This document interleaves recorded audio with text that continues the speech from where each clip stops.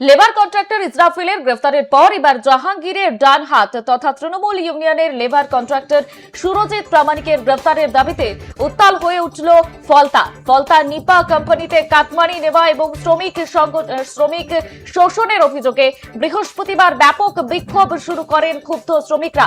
শ্রমিকদের মূল অভিযোগ, প্রতিদিন 12 থেকে 18 ঘন্টা হাড় ভাঙা খাটুনি খাটানো হলেও মিলত না ন্যায্য পারিশ্রমিক, আর বাড়তি ওভারটাইমের টাকা চাইলে শ্রমিকদের জাহাঙ্গীরের পার্টি অফিসে পাঠিয়ে হুমকি দেওয়া হতো বলে অভিযোগ। বেতন বৃদ্ধির দাবি জানালে উল্টে সুরজিতের মদতে কোম্পানি থেকে ছাঁটাইয়ের ভয় দেখানো হতো।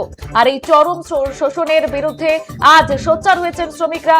অবিলম্বে সুরজিৎ প্রামাণিককে গ্রেফতারের দাবিতে কোম্পানির সামনে বিক্ষোভ চলছে। পরিস্থিতি নিয়ন্ত্রণে রাখতে এলাকায় পুলিশ মোতায়েন করা হয়েছে।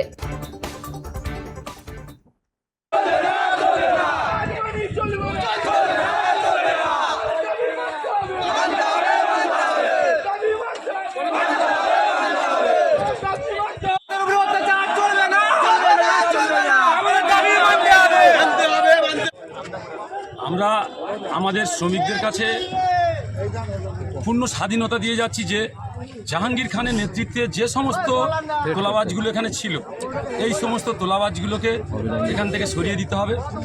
আর এদের কোনো তোলা দেবে না কোনো দিন। যদি কারোর ওপর, কোনো কর্মচারীর ওপর কোনো অত্যাচারিত হয়, কোনো চাপ হয়, মারধর করা হয়, তাহলে কর্মচারীরা থানায় গিয়ে জানাবে এবং আমাদের যে সমস্ত কার্যকর্তা আছে ভারতীয় জনতা পার্টি, আমাদের মণ্ডল সভাপতি মাননীয় ইন্দ্রজিৎ মাইতি মহাশয়কে জানাবেন। জানালে আমরা সেই আমাদের মণ্ডল সভাপতি ঊর্ধ্বতন পদাধিকারীদের কাছে জানাবে, আমরা যথাযথ ব্যবস্থা নেব।